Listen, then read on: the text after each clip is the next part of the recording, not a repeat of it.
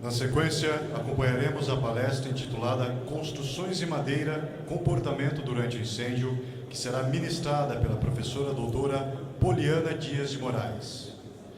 A doutora Poliana é engenheira civil, possui mestrado em Engenharia Mecânica pela Universidade Federal de Santa Catarina e doutorado em Ciências da Madeira pela Université Henri Poincaré, na França. Atualmente é professora associada e membro do Grupo Interdisciplinar de Estudos da Madeira da Universidade Federal de Santa Catarina.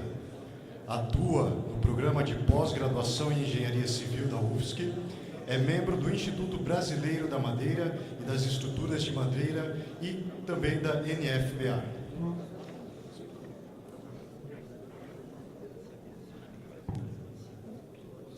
Boa tarde a todos. É com muita alegria que estou aqui junto com vocês. Isso me faz lembrar do meu início na área de prevenção contra incêndio, há 25 anos atrás, trabalhando no SAT, em Blumenau, com o então comandante, capitão Quinis e o então tenente Oliveira. Bem, eu vou falar para vocês sobre estruturas de madeiras e vou fazer muito questionamento com relação às normas vigentes que restringem, às vezes, o uso desse material na construção de edifícios.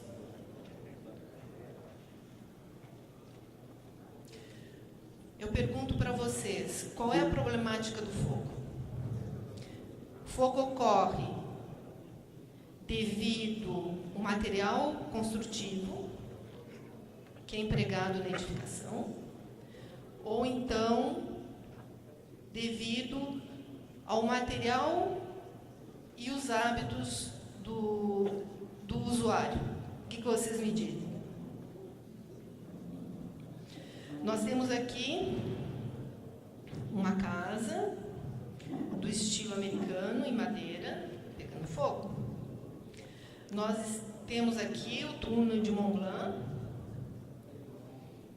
que também incendiou, só que o túnel de Mont Blanc é em concreto armado. O que causou o incêndio foi uma imperícia de um motorista de caminhão, que matou dezenas de pessoas que ficaram presas no túnel, né? Então, a causa de um incêndio não está relacionada ao material construtivo da obra, sim na imperícia daqueles que usam a obra. Então, se o incêndio ocorre numa edificação, não é devido ao fato dessa edificação ter sido construída em madeira, aço ou concreto armado. Está relacionada com a imperícia do usuário, que tem atitudes de risco no uso dessa edificação.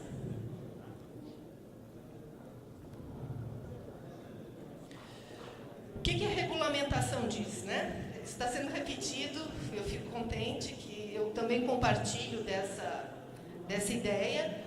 O objetivo da regulamentação é permitir a evacuação dos locais com segurança, permitir o combate e a minimização de danos, né? Seja ao patrimônio, seja ao meio ambiente, seja à sociedade, aos vizinhos. Eu acredito fortemente que o incêndio é evitado quando nós tomamos medidas protetivas relacionadas com a educação do usuário e com sistemas de detecção de calor e fumaça. Quando nós educamos o usuário para situações de risco, nós evitamos as imperícias no uso da edificação. Então, um morador de um edifício residencial, ele não vai usar dentro da sua unidade uma mangueira de gás plástica que passa por trás do forno, né? Ele vai saber que existe risco. Se ele usar, ele vai estar colocando em risco a edificação onde ele mora. Os dados estatísticos do NFPA, eles mostram que em edifícios residenciais, os incêndios, a origem dos incêndios está relacionado aos hábitos relacionados à cocção de alimentos e aos hábitos dos usuários, como fumar, hábitos religiosos, né, acender velas, beber e fumar, né, e isso relacionado principalmente com a combustibilidade dos móveis e utensílios em geral, né? Então, muitas pessoas fumam deitados na cama, assistindo televisão, aproveitam para tomar uma cervejinha, uma caipirinha e dormem e deixam cair o cigarro, por exemplo, no colchão, né, ou no sofá. E isso propicia o desenvolvimento do incêndio. Eu acredito também que em segurança contra incêndio em construções, nós devemos usar sempre sistemas de proteção passivos e ativos que permitam o alerta e o combate do incêndio para permitir a evacuação dessas unidades.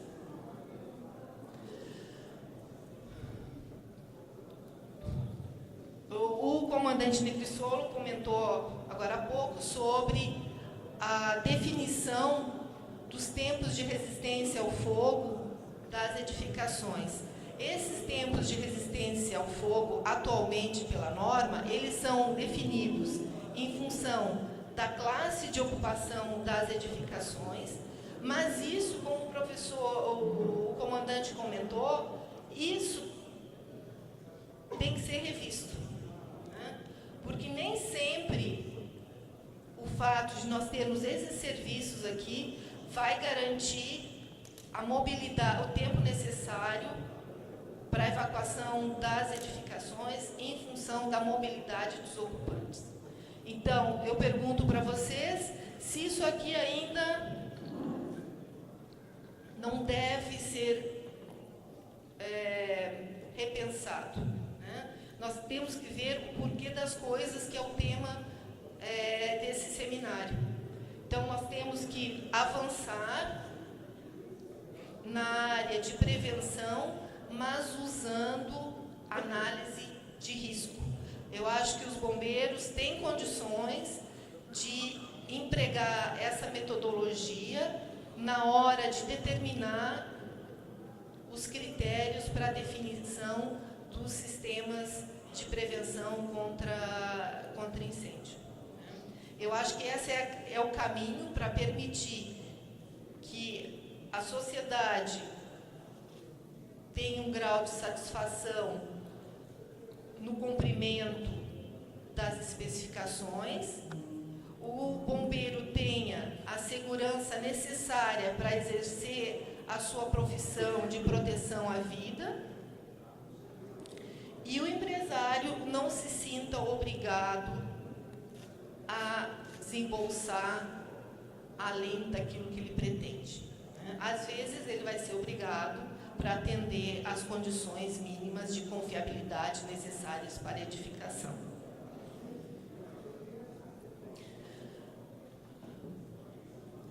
O que nós sabemos sobre a madeira? A madeira é um polímero natural, é um material sustentável que apresenta bom desempenho térmico, bom desempenho acústico. Ele é um polímero natural composto por celulose, hemicelulose e lignina. Esses polímeros têm uma base de carbono e oxigênio e são combustíveis. Então, a madeira é um material combustível e não tem como nós alterarmos totalmente essa natureza. Nós podemos modificá-la por produtos que são atualmente chamados de engenheirados, usando tratamento químico e a nanotecnologia. Mas nós vamos retardar a combustibilidade desse material e a reação ao fogo. Nós podemos, na engenharia, empregar o material como madeira natural, onde nós temos os troncos, madeira serrada e madeira que nós dizemos engenheiradas.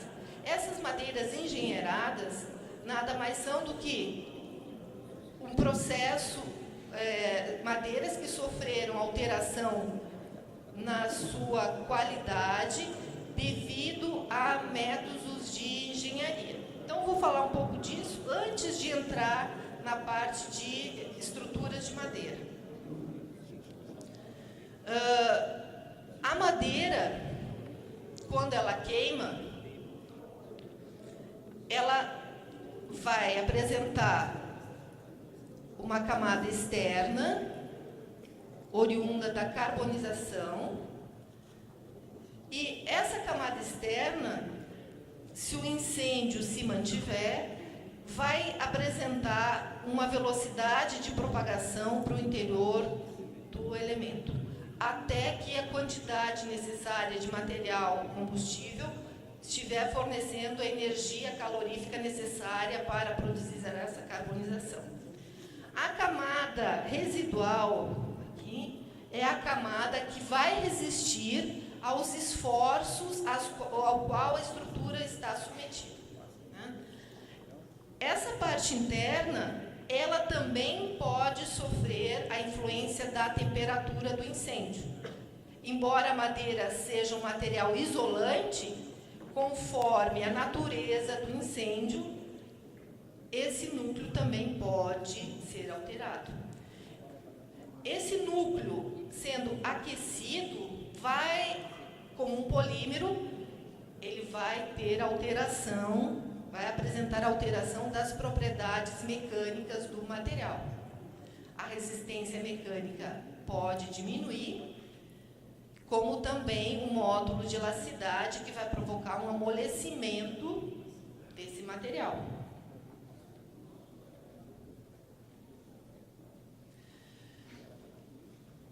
Esse mesmo fenômeno também ocorre nos materiais engenheirados, que são as chapas de USB, as chapas de compensado. Porém, esse material ele tem uma característica. Todos os defeitos da madeira no processo industrial são removidos dessa peça. Então, esse material é um material de melhor qualidade. Então, muitas vezes o pessoal, o leigo, olha principalmente as chapas de USB ou de compensado e pensa, não, isso aqui é resíduo de madeira. Não. Esse material é madeira na qual todos os defeitos, como nós e rachaduras, são removidos e eles são adesivados por colas específicas para formar um outro elemento estrutural, que são as chapas. Chapas compensadas e chapas de lasca de madeira orientadas. Nós temos como elementos estruturais as madeira serrada unida às chapas de USB, formando as vigas I. Todas essas peças de madeira, elas precisam de um elemento de conexão entre si. E essas peças, elas são produzidas com controle de qualidade de uma indústria. Então, se a indústria for idônea, a indústria tem um processo de produção do USB e tem um processo de produção dessa madeira serrada. Ela vai usar as madeiras classificadas para garantir a resistência necessária da estrutura para vencer um determinado vão. Nós temos também a madeira laminada colada. A madeira laminada colada, atualmente pela norma nova, nós estamos com uma nova nomenclatura chamada lamelada. Nós conseguimos produzir elementos curvos ou retos, de grandes vãos e de grandes dimensões. Atualmente, as nossas florestas nativas estão apresentando, tendo árvores de dimensões mais reduzidas. E com essa técnica, a partir de lâminas de madeira de até 3 centímetros, nós conseguimos, através da adição por colagem, sob pressão, construir elementos estruturais de grandes dimensões. Aqui nós temos o Forte, o Shopping Iguatemi, em Fortaleza, que vocês podem ver pela escala da fotografia o tamanho do pilar em madeira laminada colada, né? E a combustão desse pilar em situação de incêndio está diretamente relacionado com a superfície específica desse elemento estrutural. Então, vocês, na formação, sabem, né, que à medida em que nós aumentamos a superfície específica, aumenta o potencial de fogo e de ignição de material, né? Então, se nós pegarmos as peças de madeira e formos diminuindo, o que acontece? À medida que nós formos cortando, nós estamos aumentando a superfície dessa peça. E nós vamos dividir pelo volume. Então, se nós pegarmos uma tora de madeira, nós temos uma massa específica, uma superfície específica menor do que se nós pegarmos uma serragem, né? Um grão de serragem. Esse é um fenômeno bastante conhecido dos bombeiros, um problema que é encontrado principalmente nas indústrias que produzem muito pó de celulose, né? A poeira, a capacidade de ignição da poeira de celulose é enorme, pode causar até explosões como as que ocorrem nas indústrias de cortiça em Portugal, né? Devido ao grande superfície da celulose, a superfície específica da celulose.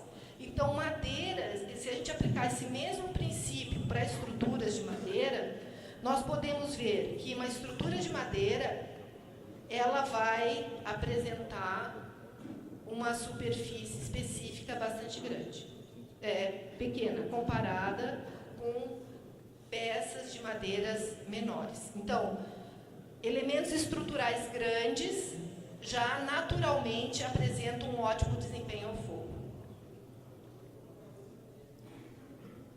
Nós temos aqui o LVL, que é parecido com a madeira laminada colada, porém as lâminas, elas são mais finas. São lâminas de em torno de 5 milímetros de espessura que são coladas com uma certa orientação. Aqui nós temos orientação horizontal, aqui nós temos orientação vertical. Nós temos os painéis leves de madeira, também é um produto industrializado, que provavelmente a Tec Verde vai falar detalhadamente sobre isso, eu nem vou me deter. É um produto industrializado, que tem várias camadas protetivas, inclusive gesso aqui do drywall, que foi falado de manhã. Isso garante o desempenho ao fogo do elemento estrutural.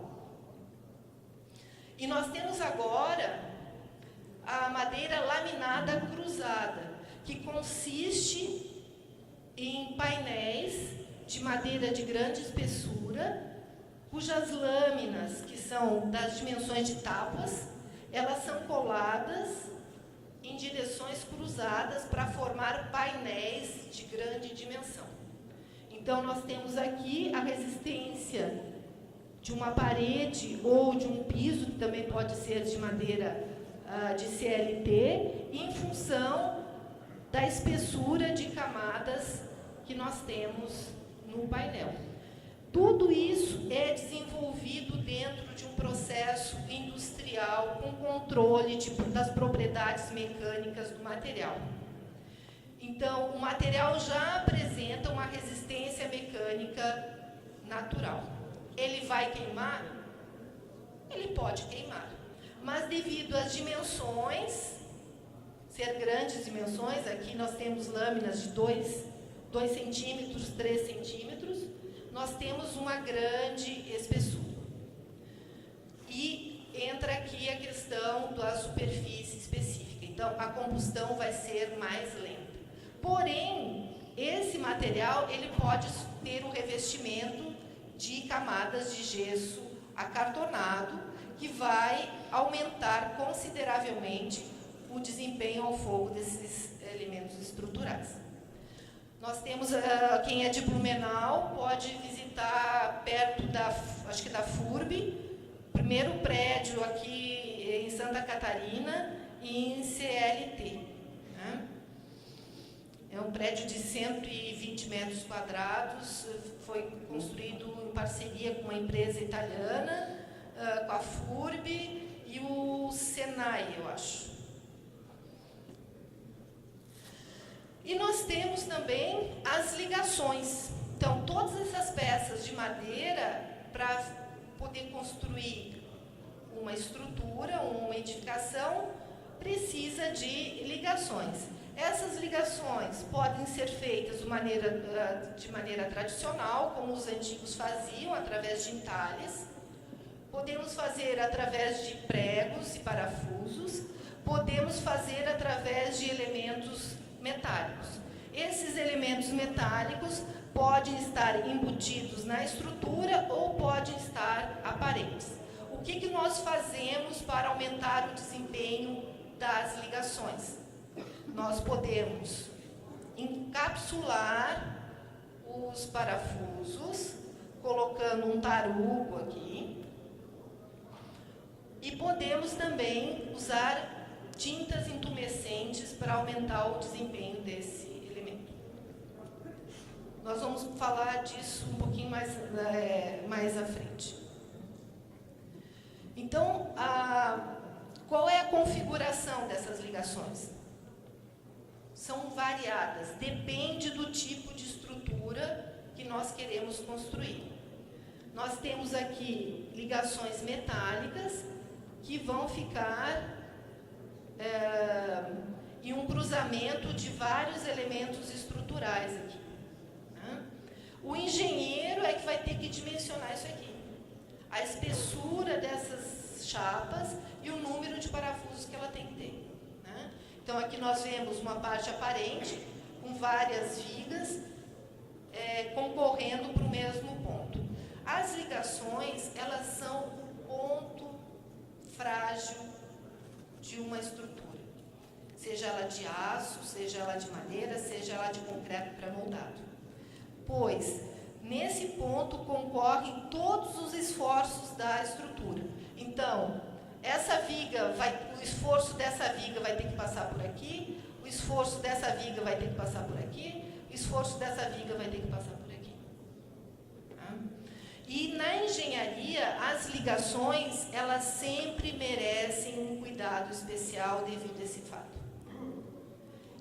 E elas funcionam como o elo fraco dessa corrente toda que é uma edificação. Então, a edificação ela é formada por vários elos, né, vigas, pilares, lajes, paredes e as ligações. E as ligações são o ponto fraco de tudo isso.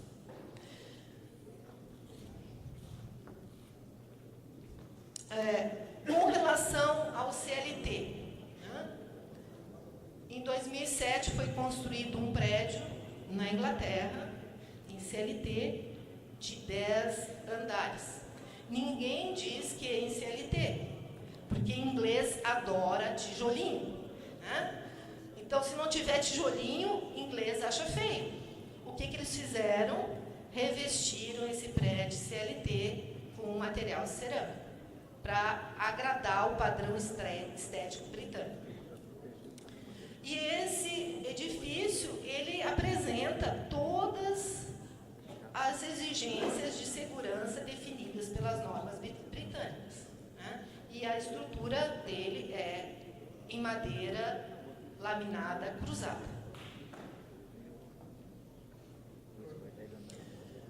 Agora, falando sobre o comportamento das estruturas. Existem vários fatores que influenciam no comportamento da estrutura. Nós temos o principal deles, que é a concepção estrutural. Isso, quem define é o engenheiro. Então, nós vamos ver se nós vamos usar estruturas reticulares, como viga, pilares, ou estruturas como painéis ou diafragmas, ou grelhas também, né? Então, o sistema estrutural usado, por exemplo, pela Tec Verde, é painel e diafragma, são estruturas planas, como as usadas também em CLT. Só que o que muda é a maneira de construir esse painel e esse diafragma, né? Em CLT, ele é mais robusto. São paredes de 12, 13 centímetros de madeira maciça. Já em sistemas leves, nós temos, como o nome está dizendo, estruturas mais leves, mais esbeltas, compostas por chapas de USB ou compensado e pequenas peças de madeira de 2,5 por 8, geralmente. Mas para tudo isso funcionar, nós temos que ligar esses elementos, geralmente por sistemas metálicos, sejam de chapas, parafusos, pregos, e tem outros elementos aqui que eu nem vou mencionar, mas nós vamos ter que usar um sistema de ligação. Podemos usar, como na madeira laminada colada, adesivos, né? Mas, mesmo na madeira laminada colada, nós temos que usar chapas metálicas e parafusos ou pregos.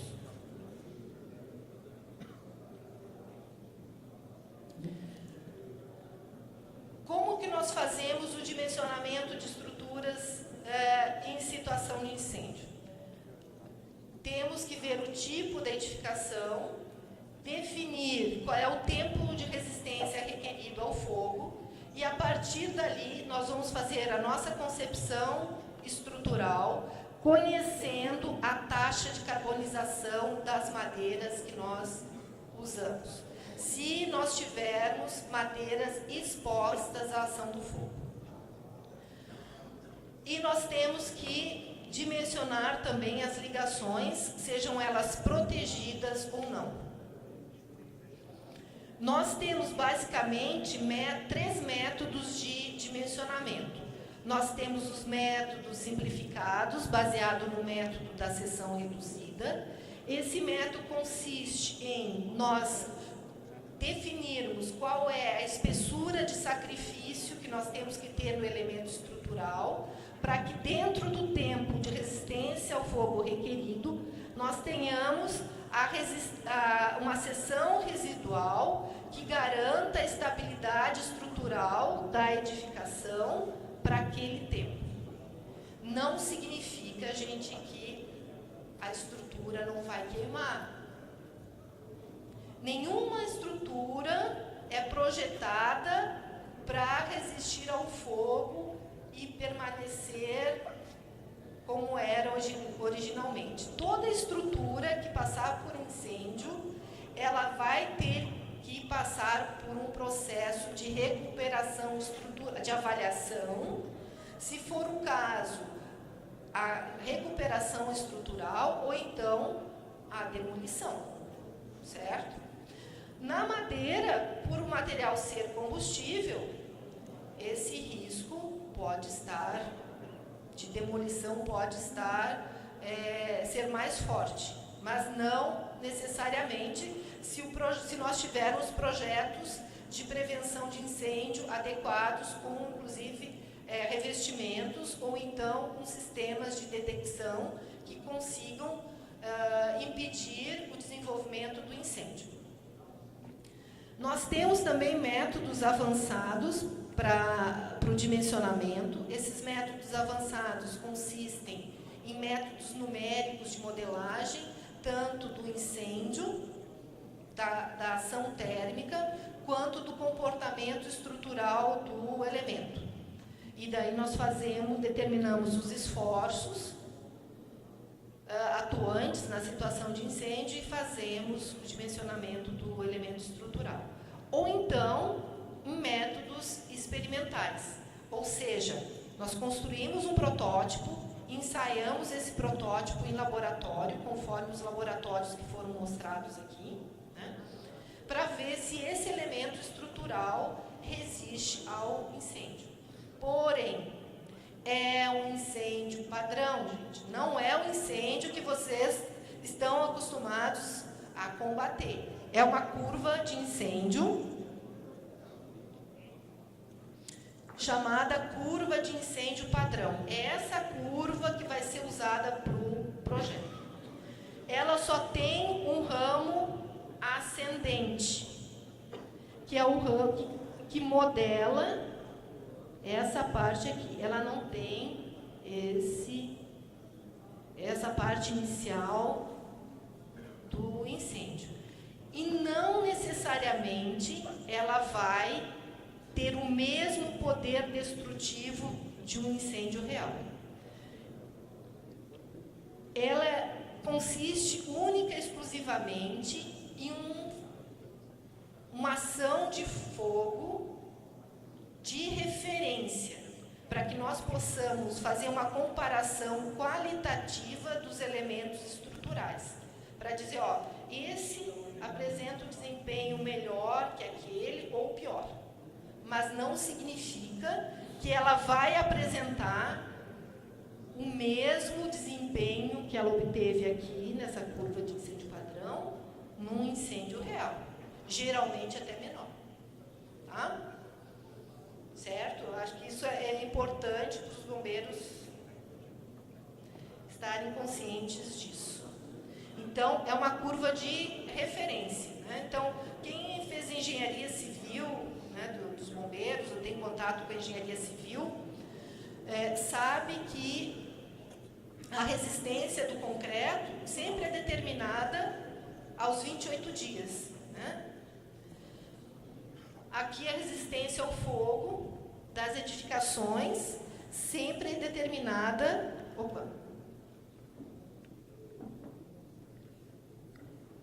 baseada nessa curva aqui. Tá? Não existe uma correlação entre as duas. Vamos falar sobre o que acontece com a madeira. Né? Aí eu pergunto para vocês, tento perguntar também algumas coisas, o porquê das coisas. Né? Nas normas australianas, por exemplo, eles determinam que além da espessura carbonizada, nós desprezemos uma camadinha de 0,7 milímetros abaixo da frente de carbonização, que muitas vezes é definida ou em 288 graus Celsius ou a 300 graus Celsius, conforme a norma. As normas americanas dizem que é 288. O Eurocódigo diz que é 300, que é a temperatura convencional para a carbonização da madeira. Significa que acima dessa temperatura, nós desprezamos a resistência mecânica do material. Ou seja, aqui está marcado mais ou menos 300 graus, aqui 305. Então, aqui ó, em 300, onde tiver 300 graus, eu vou desprezar toda essa camada aqui para fazer o projeto da minha estrutura. Eu vou considerar somente a camada que está abaixo de 300 graus ou de 288, conforme a norma. Então, numa peça de madeira, se ela não for protegida, normalmente eu vou ter a camada carbonizada, No carvão, eu posso ter temperaturas de até 365 graus. E eu vou ter aqui a base da pirólise, uma temperatura em torno de 250 graus. E como a madeira é um polímero natural, ela vai sofrer a degradação que todos os polímeros sofrem. Então, se vocês veem um plástico, se vocês colocam um plástico em contato com fogo, ele vai amolecer. A madeira também vai amolecer. Não tanto quanto o plástico, mas ela vai ter um amolecimento. Eles usam essa técnica de amolecimento pela temperatura para fazer móveis curvados. E as populações nativas aqui do Brasil usam esse mesmo método para fazer canoa lá na Amazônia. Eles pegam um tronco, cortam, deixam o tronco oco e tocam fogo ali dentro. E vão abrindo a tora para fazer a canoa que eles andam no rio, né? Usando o fogo como amolecedor desse polímero. Agora, olhando a taxa de carbonização da madeira. São tantos fatores que influenciam a taxa de carbonização da madeira, pessoal. E a norma traz um valor lá para nós, né? Depende da massa específica da madeira, depende do teor de umidade, depende da espécie. Estávamos conversando com o comandante Negrissolo a respeito do larício, né, que é uma espécie de madeira europeia que apresenta um excelente desempenho ao fogo. O fogo não se propaga nessa madeira, é difícil de se manter, né? Então depende da espécie da madeira. Depende também das dimensões e a forma da seção transversal da peça que a gente está ensaiando. Depende da intensidade do fluxo de calor. Depende, se a peça for protegida, da espessura e do tipo de proteção que essa peça vai ter. Então, só para vocês terem uma noção, aqui nós temos a taxa de carbonização em metros por segundo e aqui um fluxo de calor radiante que vai provocar a carbonização do material. E aqui vocês podem ver essa reta, mas essa taxa de carbonização não é reta. Aqui, se vocês olharem com atenção, olha só, a escala aqui é uma escala logarítmica, né? Então, a taxa de carbonização não é linear em função do fluxo de calor. Mas a norma, em alguns casos, adota como sendo linear. Tá? E o que a norma adota, geralmente, está aqui, ó, nessa face. Está aqui. E a taxa de carbonização pode chegar até aqui, conforme o fluxo de calor. Então, aqui alguns valores, né, de taxa de carbonização da madeira em função da norma europeia, só para vocês terem uma noção aqui. Então, é definido em função do tipo de madeira, se é conífera ou se é folhosa, e o tipo de processo de industrialização do material oriundo da madeira, né? Então, madeira maciça ou laminada colada, se é LVL, e também depende da massa específica desse material. Então, aqui tem outros valores, aqui, essa norma antiga do CB, também da França. E com relação às ligações, nós temos as ligações por parafuso, as ligações comumente usadas na engenharia. E essas ligações podem ser madeira-madeira, pode ser madeira-aço e madeira, e pode ser aço-madeira e aço do outro lado lá. E nós podemos ter ligações protegidas ou plugs de madeira, e se ela estiver exposta, nós podemos protegê-la com tinta intumescente. Eu vou mostrar para vocês agora alguns ensaios que mostram, talvez isso seja interessante para vocês, os tipos de falha das ligações, tendo em vista que esses são os pontos mais sensíveis em uma estrutura em situação de incêndio. Então, o tempo de falha da ligação, ele vai depender da geometria da ligação, da taxa de carregamento dessa ligação, ou seja, em função da resistência limite dela e quanto por cento dessa resistência limite está comprometida no momento em que ela está em serviço. Vai depender do diâmetro do parafuso e da taxa de carbonização da madeira. A maneira mais exata de se definir qual é a resistência de uma ligação é fazer um ensaio, né? Aqui, nesse ensaio que vou apresentar para vocês, o ensaio foi feito de ensaio de tração, né, que é o ensaio mais fácil de se fazer em ligações. Então, são ensaios com diâmetros de parafuso entre 12 e 20, taxa de carregamento entre 100 e 60, espessura das peças de 45 a 84 milímetros para madeira e 38 a 100 para madeira, aço e madeira, com madeiras com taxa de carbonização de 0,7 a 0,8 milímetros por minuto.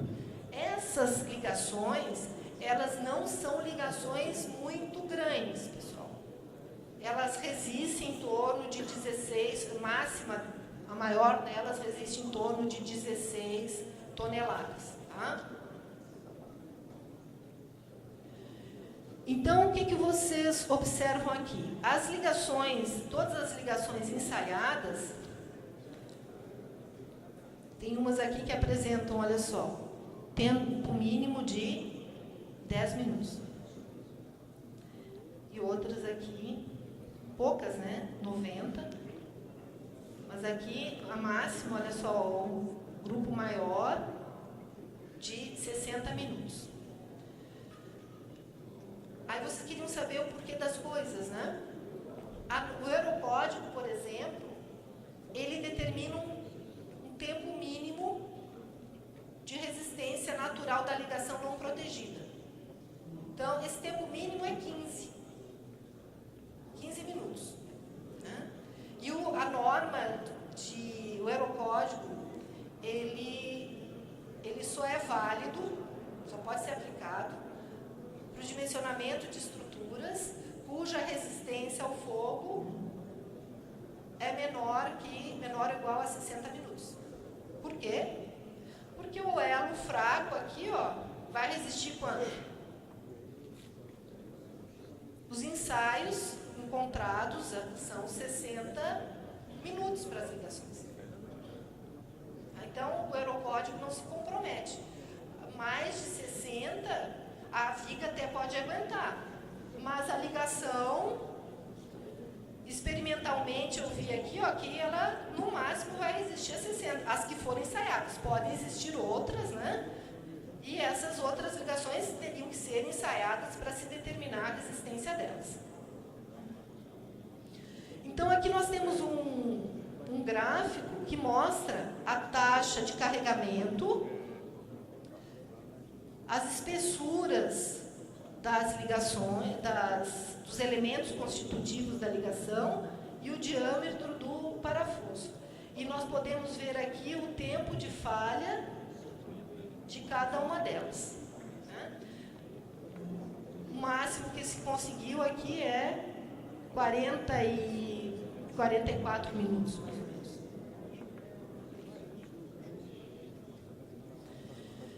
Aqui nós temos a ilustração da ligação antes do ensaio de exposição ao fogo, e aqui nós temos a ligação depois do ensaio de exposição ao fogo, naqueles fornos, sob a curva padrão.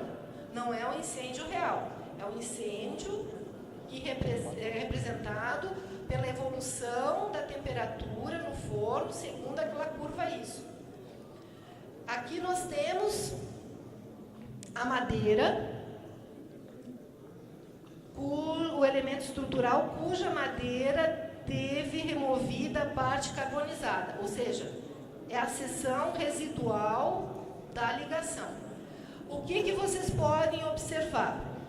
Aqui os furos, eles tiveram um alargamento, né? A madeira plastificou aqui e permitiu esse alargamento do furo. Vocês podem observar aqui o parafuso. Os parafusos quase não sofreram o encurvamento.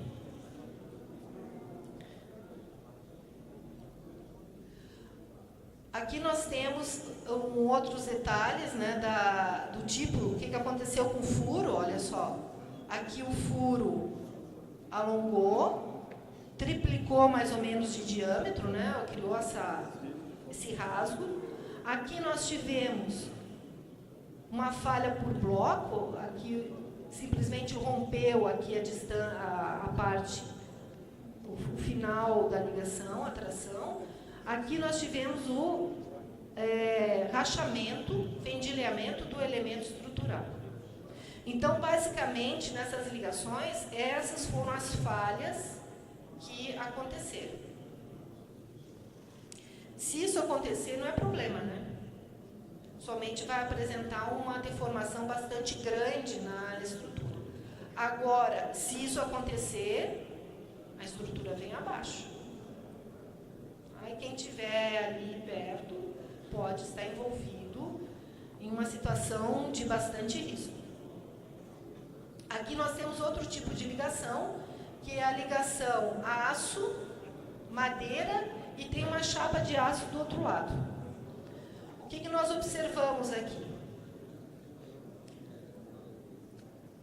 A parte que foi coberta pela chapa metálica teve uma redução da carbonização, porque não havia um contato direto da madeira com o fogo. Então, o aço permitiu o retardamento da carbonização da madeira. Porém, vocês podem olhar aqui que o parafuso sofreu o encurvamento.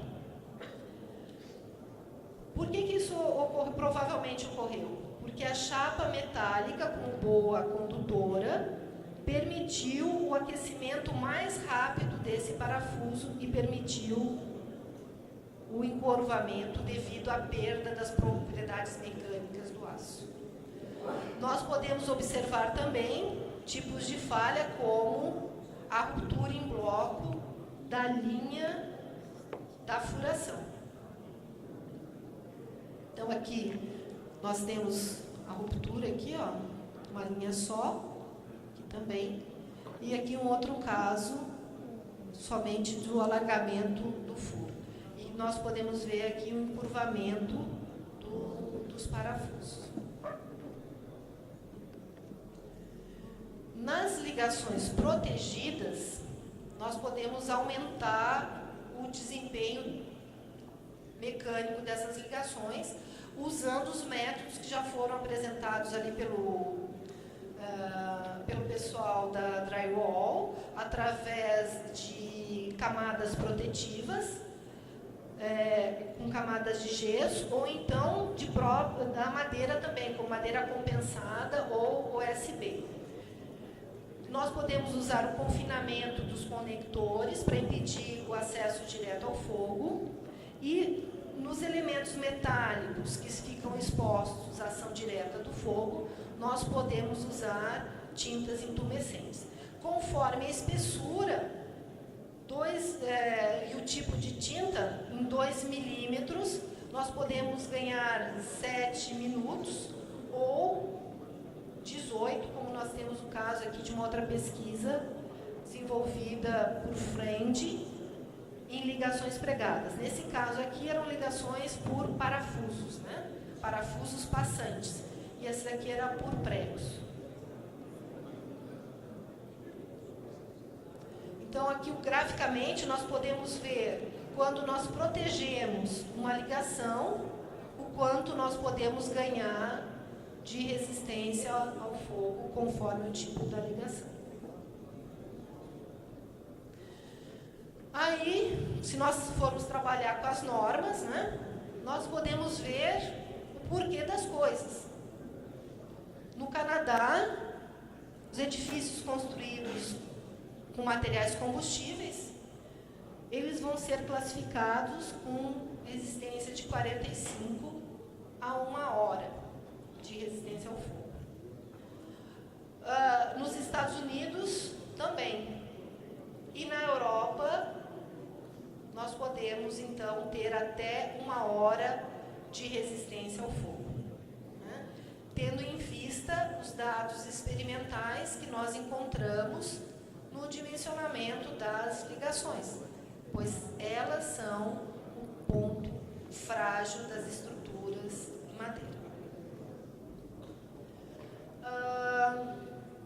Outra questão também, né, em ligações não protegidas, a norma determina que pregos e parafusos têm uma resistência natural mínima de 15 minutos, que os pinos aqui, que seriam as cavilhas metálicas, elas vão ter uma resistência mínima de 20 minutos.